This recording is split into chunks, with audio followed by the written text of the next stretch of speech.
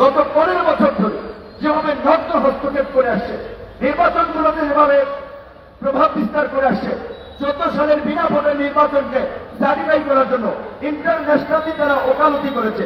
18 সালে এই কারচুপির নির্বাচনের সেট আপ ভারতীয় গোয়েন্দা সংস্থার সহ এখানকার এজেন্ট সহ মিলিতভাবে করেছে।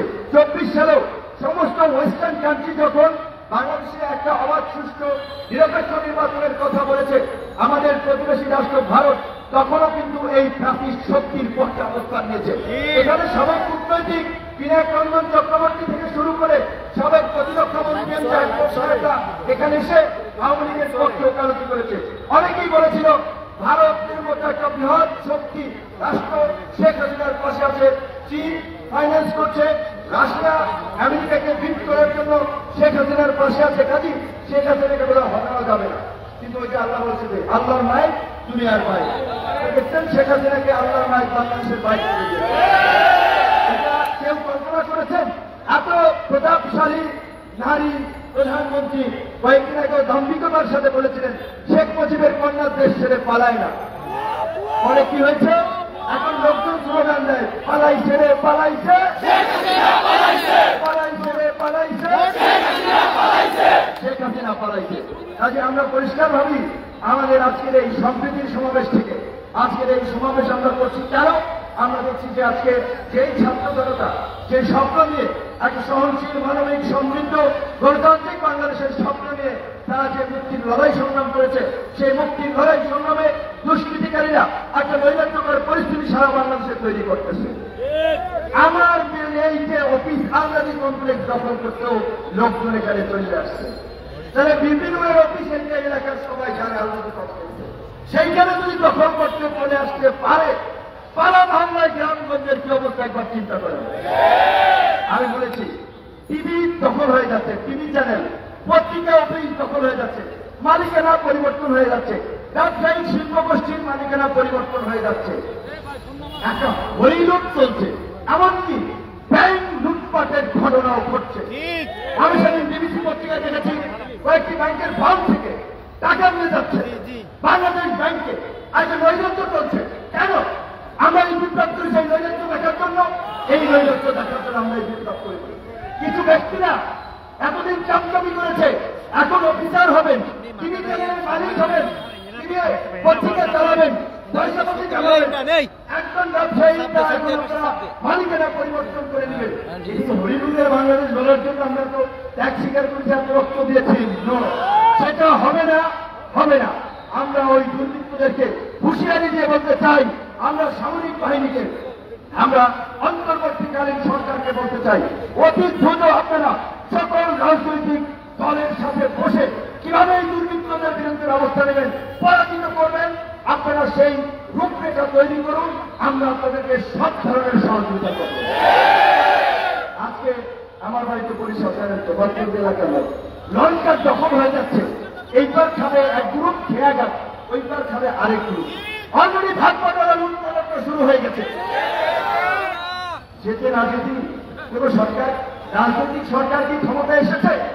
আগে রাজনৈতিক দলের লুটপাট এইভাবে বেড়ে গিয়েছে, নিরীহ মানুষের উপরে হামলা হচ্ছে, বাড়িঘর দখল হচ্ছে। এই পরিস্থিতি চলতে দেওয়া যায় না। তাই আমি ছাত্র জনতাকে বলবো, এই বিপ্লবকে যারা রক্ষা করতে যায়, বৃহৎ বিপ্লবে পরিণত করতে চায়, তাদের বিরুদ্ধে পাড়া মহল্লায় সম্প্রীতি সমাবেশ করে এইভাবে নাগরিক সচেতন মানুষ, সাংবাদিক, প্রশাসন সকলকে নিয়ে দুর্বৃত্ত প্রতিরোধ কমিটি গঠন করতে হবে। আজকে পুলিশের চেইন অফ কমান্ড ভেঙে পড়েছে, আপনার অন্যান্য প্রতিষ্ঠানগুলোর প্রধানরা গা ঢাকা দিয়েছে। তাই অন্তর্বর্তীকালীন সরকারকে অনতি বিলম্বে প্রশাসনে একটা শৃঙ্খলা ফিরিয়ে আনতে হবে। পুলিশ প্রশাসন সহ সরকারি কর্মকর্তা কর্মচারীদের মধ্যে যারা এই ফ্যাসিস্ট শক্তির লেজুর বৃত্তি করেছে, গোলামি করেছে, দালালি করেছে, জনগণের বিরুদ্ধে অবস্থান নিয়ে গণবিরোধী কর্মকাণ্ড করেছে, অনতি বিলম্বে তাদেরকে চিহ্নিত করে চাকরিচ্যুত করে বিচারের মুখোমুখি করতে হবে। এনএসআই, ডিজিএফআই সহ সকল গোয়েন্দা সংস্থার প্রধানদেরকে বিচারের মুখোমুখি করতে হবে। এই গণহত্যা এবং এই নৈরাজ্যে এই সরকারের সহযোগী ছিল। র্যাব আগেই আন্তর্জাতিকভাবে একটি ডেথ স্কোয়াড বাহিনী হিসেবে পরিচিত হয়েছে।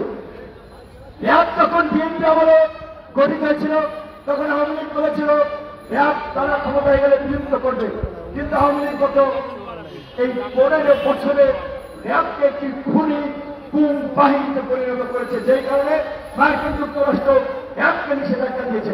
কাজেই আওয়ামী লীগ বিএনপি করে নাই, অন্তর্বর্তীকালীন সরকারকে করতে হবে, র্যাবকে বিলুপ্ত করতে হবে। র্যাবের মতো এই রকমের যে কোনো গণবিরোধী বাহিনী, গুম বাহিনী আইনা ঘটনা তৈরি না হয় সেই পদক্ষেপ নিতে হবে। এবং আমরা আশাবাদী স্বরাষ্ট্র আপনার মন্ত্রণালয়ের যিনি দায়িত্ব পেয়েছেন উপদেষ্টা ব্রিগেডিয়ার সাজদ সাহেব, তিনি সেটা করতে পারবেন, কিন্তু তিনি একা পারবেন না যদি আমরা সহযোগিতা না করি। তাই আমি আজকের এই সমাবেশ আমি আগেই বলেছি, আমি জ্বালাময়ী বক্তব্য রাখবো না, কয়েকটি দিক নির্দেশনামূলক কথা বলতে চাই। গণ অধিকার পরিষদের নেতা কর্মীদেরকে অন্যান্য রাজনৈতিক দলের নেতা কর্মীদের সাথে আলাপ আলোচনা করতে হবে কিভাবে এলাকায় শান্তি শৃঙ্খলা রক্ষা করা যায়। আপনি তো আইনের লোক না, কাজী আইন শৃঙ্খলা বাহিনীকে আইন শৃঙ্খলার কাজে সহযোগিতা করতে হবে, আইন শৃঙ্খলা তারা নিয়োজিত করতে হবে। পুলিশ, আমি একটা গভীর ষড়যন্ত্র দেখতে পাচ্ছি, পুলিশকে অকার্যকর করার একটা চেষ্টা করা হচ্ছে, ব্যর্থ হিসাবে তুলে ধরে পুলিশকে আকারে আউট করে দেওয়ার একটা চেষ্টা করা হচ্ছে। গ্রাম পর্যায় পর্যন্ত, থানা পর্যায় পর্যন্ত পুলিশের যে কাঠামো, আইন শৃঙ্খলা পরিস্থিতি নিয়ন্ত্রণে পুলিশের বিকল্প নাই। প্রয়োজনে কিভাবে পুলিশকে যুগোপযোগী করা যায়, এই করাপ্টেড এই মাফিয়া অফিসারদেরকে বিচারের মুখোমুখি করে সৎ সাহসী দক্ষ চৌকস অফিসারদেরকে দায়িত্ব দিয়ে পুলিশকে আগের চেয়েও একটি সক্রিয় করতে হবে এবং পুলিশকে সহযোগিতা করবে সচেতন নাগরিক, গণমাধ্যম, রাজনৈতিক দল, সুশীল সমাজ। আমরা আহ্বান জানাবো যে সরকারের কাছ থেকে দিক নির্দেশনা যাবে প্রতিটি জেলার ডিসি, এসপি, প্রতিটি থানা, উপজেলার ওসি, ইউনিয়নরা সেখানকার রাজনৈতিক দল, নাগরিক সমাজ সকলের সাথে মত বিনিময় করে তারা আইন শৃঙ্খলা পরিস্থিতি ফিরিয়ে আনার জন্য অনতিবিলম্বে কাজ শুরু করবে এবং বিপ্লবের পর যারা লুটপাট করছে, দখল করছে, তাদেরকে অবশ্যই চিহ্নিত করতে হবে। যদি তাদেরকে বিচারের মুখোমুখি করতে না পারেন, আগামীতে ওরা শেখ হাসিনার চেয়েও বড় ফ্যাসিস্ট এবং দখলদার হবে। আমরা বারবার বলেছি, সেই রক্তবান ত্যাগের মধ্যে দিয়ে দখলদারদেরকে আমরা হটিয়েছি, আর যেন কোন দখলদার তৈরি না হয়। ওই যে দেখেন মাথায় রক্ত ব্যান্ডেজ বাঁধা দাঁড়িয়ে রয়েছে, তারা মঞ্চে নেতা হতে আসে নাই, তারা বক্তৃতা দিতে আসে নাই, রক্তাক্ত অবস্থায় এই সমাবেশে এসেছে, কারণ তারা একটা ভালো সমাজ চায়, ভালো রাষ্ট্র চায়, দেশটা ভালো চলুক, দেশের নাগরিকদের নিরাপত্তা থাকুক, নাগরিক অধিকার থাকুক, এইটাই তাদের প্রত্যাশা। আরো আছে কয়েকটা আমার সাথে দেখা করছে, গুলিবিদ্ধ হয়েছে, আমি সময় দিতে পারি নাই। আমি অনেক সময় ব্যক্তিগতভাবেও অনেকে কথা বলতে চেয়েছে, শরীরটা খারাপ থাকার ফলে সময় দিতে পারি, আমি ক্ষমা চেয়ে নিচ্ছি।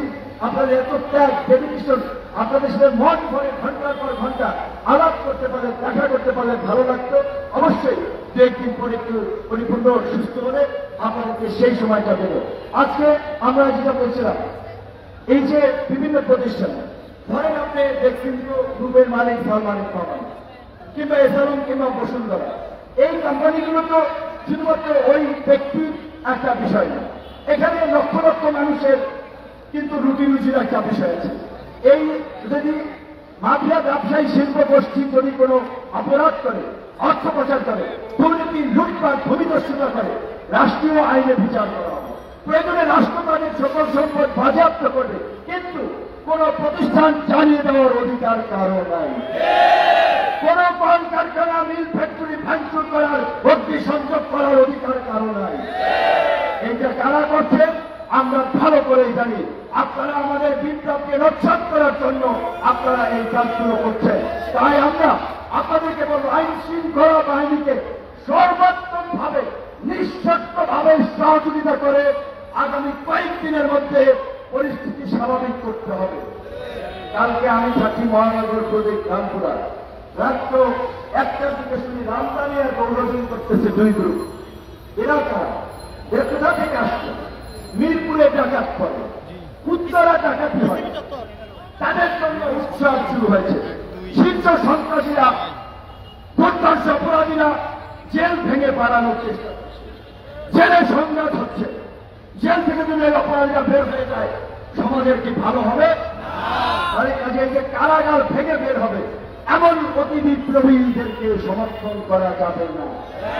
এই যে পাড়ায় পাড়ায় ডাকাতি করবে, মাস্তানি করবে, তাদেরকে সমর্থন করা যাবে না। তাই আপনাদেরকে এই সম্প্রীতির সমাবেশে ডেকেছি। আজকে যে সুকুমার বড়ুয়া স্যার, লতিফ মাসুম স্যার এখানে এসেছেন, ঢাকা বিশ্ববিদ্যালয়ের শিক্ষক, একজন জাহাঙ্গীরনগর বিশ্ববিদ্যালয়ের শিক্ষক, দুইজনে আমার পিতৃতুল্য এবং আমি ব্যক্তিগতভাবে তাদের প্রতি কৃতজ্ঞ। অত্যন্ত স্নেহ করেন, সবসময় দেখা হলে বুকে জড়িয়ে ভালো পরামর্শ দেয়। আজকে ফেডারেশনের নেতা ছিলেন, বৌদ্ধ ধর্মাবলম্বীদের বিভিন্ন সংগঠনের দায়িত্বে ছিলেন, তিনি যেটা বলেছেন আজকে তিনি এই সমাবেশে এসেছেন। তাহলে এই যে আমাদের হিন্দু ভাইদের শুনতেছি বাসা বাড়ি ব্যবসা প্রতিষ্ঠান কিছু জায়গায় হামলা হচ্ছে, আমি অন্ধভাবে বলে দিতে পারি এই হামলা বিএনপি, জামাত, গণ অধিকার পরিষদ, এই বিপ্লবীরা করে নাই, করে। এটা স্পষ্টভাবে একটা ষড়যন্ত্র, এটা দুষ্কৃতকারীদের কাজ। তারা আমাদের এই বিপ্লবকে ব্যাপক বিপ্লবে পরিণত করার জন্য, আমাদেরকে দুর্বৃত্ত হিসেবে, মৌলবাদী হিসেবে, সাম্প্রদায়িক হিসেবে দেখানোর জন্য তারা এই কাজগুলো করছে। তাহলে কি আপনাদের দায়িত্ব না হিন্দু, বৌদ্ধ, খ্রিস্টান সকল ধর্ম, বর্ণ, মত, পথ নির্বিশেষে প্রতিটি এলাকায় সাম্প্রদায়িক সম্প্রীতি রক্ষা করা? সেই জন্য এই সম্প্রীতির সমাবেশ। তো আজকে আপনারা এই সমাবেশ থেকে গিয়ে প্রত্যেকটি নেতা কর্মীকে সেই দিক নির্দেশনা দিবেন। আজকে আপনারা জানেন গত 15 বছরে প্রায় 16 লক্ষ কোটি টাকা পাচার হয়েছে। পাচারকারীদের বিষয়ে পত্রপত্রিকায় নিউজ হলেও তাদেরকে গ্রেপ্তার করা হয়নি। পরবর্তী রাজনৈতিক সরকার কি হবে আমরা জানি না, কিন্তু অন্তর্বর্তীকালীন সরকারকে বলবো তারা জনসমর্থনহীন সরকার না, জনগণের মতামত এবং ম্যান্ডেটে কিন্তু এই সরকার গঠিত হয়েছে। আমরা ছাত্র জনতা সবাই মিলে এই সরকারকে সমর্থন দিয়েছি। তাই তারা দেশের বর্তমান যে পরিস্থিতি, প্রতিষ্ঠানগুলোর পুনর্গঠন, রাজনৈতিক একটা স্বাভাবিক পরিস্থিতি, রিকনসিলিয়েশন তৈরি করা, সমাজের শান্তি স্থিতিশীলতা, তার জন্য অবশ্যই একটা সময় লাগবে। সেই সময়টা কতদিন সেটা আমি আপনি আন্দাজে বলে দিতে পারি না, আমরা একটা ধারণা দিতে পারি। তবে নিশ্চয়ই যারা নির্বাচিত হয়েছেন অন্তর্বর্তীকালীন সরকারে, তারা এক্সাক্ট একটা খসড়া করে জাতির সামনে বললে আমাদের এই কাজগুলো করতে হয়, আমাদের এই সময়টা প্রয়োজন, সেই সময়টাকে আমরা দেব না? অবশ্যই দেব। তাদেরকে আমরা সমর্থন দিয়েছি। কারণ কিন্তু একটা রাজনৈতিক সরকার ক্ষমতায় বসে আপনি কি মনে করেন এই পরিস্থিতি চেঞ্জ হবে? ক্ষমতা, রাজনৈতিক ক্ষমতা আসার আগে লুটপাট দখলদারি শুরু হয়ে গেছে। আর আপনারা ভাবছেন যে রাতারাতি একটা নির্বাচন হয়ে গেলে কি পরিস্থিতির উত্তরণ হবে? নির্বাচন কমিশন পুনর্গঠন, জুডিশিয়াল সিস্টেমের পুনর্গঠন, দুর্নীতি দমন কমিশন, মানবাধিকার কমিশন, তথ্য কমিশন, এরকম সাংবিধানিক প্রতিষ্ঠানগুলোকে শক্তিশালী করা, গণতান্ত্রিক প্রাতিষ্ঠানিক রূপদানের জন্য নির্বাচন কমিশনকে, আদালতকে পাকিস্তান, ভারত যেভাবে শক্তিশালী করছে তার চেয়ে বেশি ক্ষমতা দিয়ে শক্তিশালী করতে হবে। আমাদের বিচার বিভাগ নামে মাত্র স্বাধীন করা হচ্ছে, নির্বাহী বিভাগ থেকে আলাদা, প্রকৃতপক্ষে নির্বাহী বিভাগ থেকে আলাদা নয়। কাজেই এই সুপ্রিম আপনার উচ্চ আদালত, নিম্ন আদালতের যে নিয়োগ, তাদের আপনার বিরুদ্ধে শাস্তিমূলক পদক্ষেপ নেওয়া, যেটা সিনহা সাহেব কথা বলতে গিয়ে শেষ পর্যন্ত চাকরি হারিয়েছে, সেই বিষয়ে আমাদেরকে পদক্ষেপ, বিচারকদেরকে কারো মুখোপেক্ষি যেন থাকতে না হয়, তার জন্য একটা সময় লাগবে। এত অধৈর্য হয়ে আগে বিভ্রান্তি ছড়ালে, বিভ্রান্তিকর কথা বললে রাজনীতিতে, রাজনৈতিক মহলে মিশ্র প্রতিক্রিয়ার সৃষ্টি হবে, জাতি বিভ্রান্ত হবে। আমরা পরিষ্কারভাবে বলি, অন্তর্বর্তীকালীন সরকারের যে নির্দিষ্ট সময়ের প্রয়োজন, তারা রূপরেখা সহ জাতির সামনে উপস্থাপন করবে। আমরা রাজনৈতিক দল অবশ্যই সেখানে সমর্থন করব। কথা হচ্ছে অন্তর্বর্তীকালীন সরকার হয়েছে, আগামীতে আমাদের প্রত্যাশা অনুযায়ী একটা অবাধ নিরপেক্ষ নির্বাচন করবে, নির্বাচিত প্রতিনিধিদের কাছে ক্ষমতা হস্তান্তর করবে। কিন্তু গত 15 বছরে এই ফ্যাসিস্টরা জনগণের উপরে নির্যাতন, নিপীড়ন, খুন চালিয়ে এই বাংলাদেশকে একটা নরকের বাংলাদেশে পরিণত করেছিল, তাদের কি হবে? ফ্যাসিস্ট এবং ফ্যাসিস্টের দোষরদেরকে আইন করে নিষিদ্ধ করতে হবে। জার্মানিতে, নাৎসিরা, ইটালিতে এইভাবে যেভাবে নিষিদ্ধ হয়েছিল, পরিষ্কারভাবে এই ফ্যাসিস্ট শক্তি এবং তার দোষরদেরকেও নিষিদ্ধ করতে হবে। সেটা করবে আমাদের এই ম্যান্ডেট, জনগণের ম্যান্ডেট নিয়ে ক্ষমতায় বসা অন্তর্বর্তীকালীন সরকার। আমরা তাদের কাছে দাবি জানাই, একই সাথে আমাদের খাতির, আমাদের বন্ধু রাষ্ট্র, প্রতিবেশী রাষ্ট্র বহু পাল্টান যায়, কিন্তু প্রতিবেশী পাল্টান যায় না, অনেকে বলে। তো প্রতিবেশী আমরা পাল্টাতে পারবো? তো এই প্রতিবেশীর সাথে আমরা ভালো সম্পর্ক চাই, তারাও চাই। প্রতিবেশীর সাথে আমাদের চুক্তি আছে, বন্দি বিনিময় চুক্তি। অনতি বিলম্বে শেখ হাসিনাকে বাংলাদেশের নবনির্বাচিত সরকারের কাছে ফিরিয়ে দিতে হবে। শেখ হাসিনার বিচারের মাধ্যমে বাংলাদেশ সহ সারা বিশ্বে দৃষ্টান্ত স্থাপন হবে, যেন আর কেউ জনগণের বিরুদ্ধে গুলি চালিয়ে গণহত্যা করে ক্ষমতায় থাকার দুঃস্বপ্ন না। ভারতকে পরিষ্কারভাবে বলতে চাই, সম্পর্কের ছন্দ পতন যদি না করতে চান, শেখ হাসিনাকে কোন দেশে পাঠাবেন এই সমস্ত তদবির ওকালতি না করে অনতি বিলম্বে বাংলাদেশে ফেরত পাঠান। এমনই আমরা আজকের এই সমাবেশ থেকে বলছি, শেখ হাসিনাকে যদি ফেরত পাঠানো না হয়, অনতি বিলম্বে গণ অধিকার পরিষদ ছাত্র জনতাকে নিয়ে শেখ হাসিনাকে ফেরানোর দাবিতে ইন্ডিয়ান হাই কমিশন ঘেরাও করবে। সিদ্ধান্ত আপনাদেরকে নিতে হবে, আপনারা সম্পর্ক রক্ষা করবেন নাকি সম্পর্ক ছেদ করবেন। কিন্তু আমাদের কোনো পরিষ্কার, আমরা সবার সাথে সম্পর্ক রেখেই সামনে এগিয়ে যেতে চাই। আপনারা গত 15 বছরে যা করেছেন সেইটা কোন প্রতিবেশী স্বরূপ আচরণ ছিল না। আপনারা এই দেশে শুধু প্রাচীন শক্তিকে ক্ষমতায় থাকা না, ভিন্ন মত এবং বিরোধীদের নির্মূল করার জন্য খুনের মতো জঘন্য ঘটনাগুলোকে আপনারা সমর্থন করেছেন।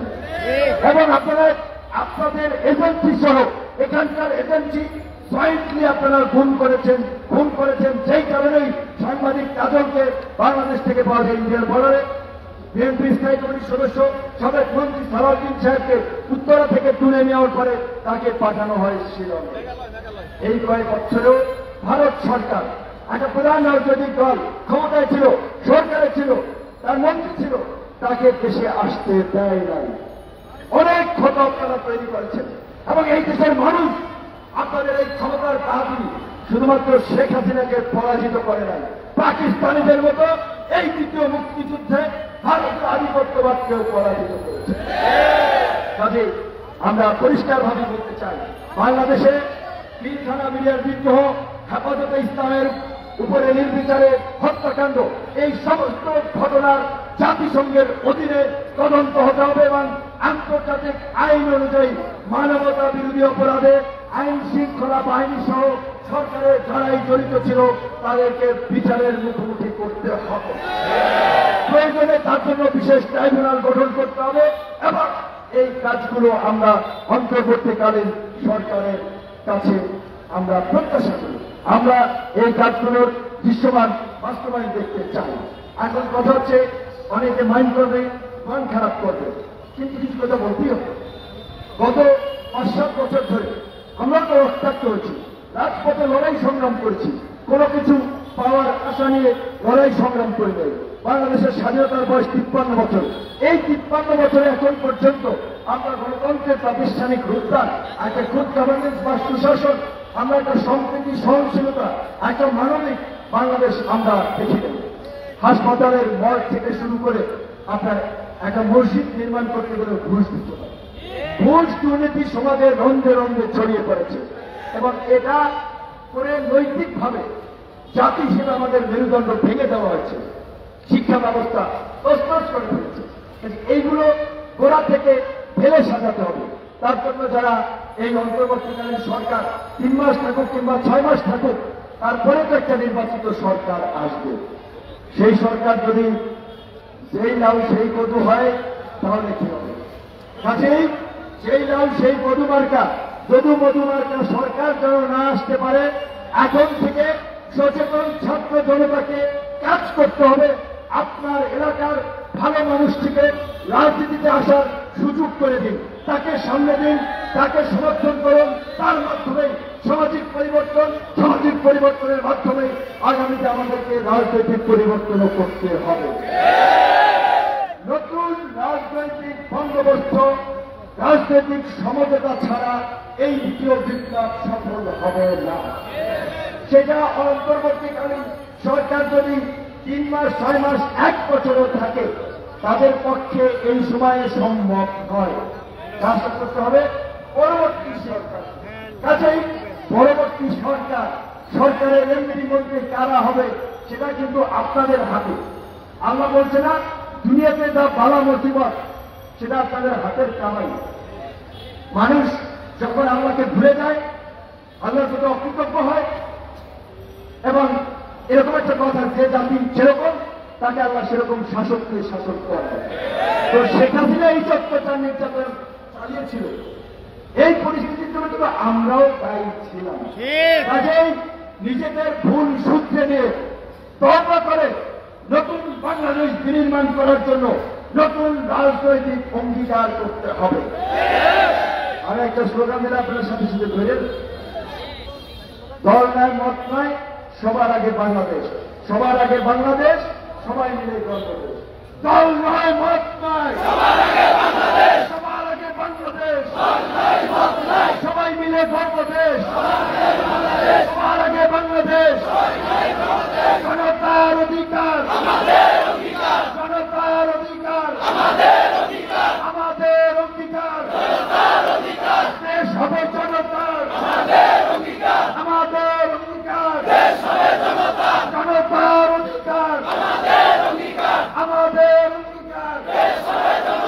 আমরা এটা বলেছি, এই যে গণ অধিকার পরিষদের যে রাজনৈতিক স্লোগান, জনতার অধিকার, আমাদের অঙ্গীকার, আমাদের অঙ্গীকার, দেশ হবে জনতার, এই স্লোগান 21 সালে আমরা ঠিক করেছি। গণ অধিকার পরিষদের পোস্টারে লেখা থাকে, রাষ্ট্র বিনির্মাণে অংশ নিন, গণ অধিকার পরিষদের যোগ দিন, দেশ গঠনে অংশ নিন, গণ অধিকার পরিষদের যোগ দিন।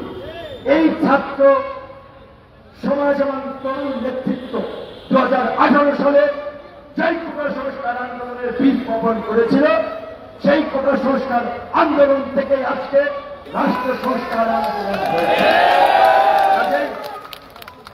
রাষ্ট্র সংস্কার পরবর্তী এই বিপ্লবোত্তর রাষ্ট্র সংস্কারের বাংলাদেশ বিনির্মাণ করতে তরুণের নতুন ধারার রাজনীতির বিকল্প নাই। তাই আমি সকল দেশপ্রেমিক মানুষকে রাজনীতিতে, রাষ্ট্র বিনির্মাণে এগিয়ে আসার আহ্বান জানিয়ে আমার আজকে বক্তব্য শেষ করছি। আল্লাহ হাফেজ, সবাইকে ধন্যবাদ এবং কৃতজ্ঞতা। আমাদের এখন বিক্ষোভ মিছিল হবে, এই ঐক্য এবং সংহতি সম্প্রীতি প্রতিষ্ঠায় আমরা শান্তি মিছিল করবো। এখন শান্তি মিছিল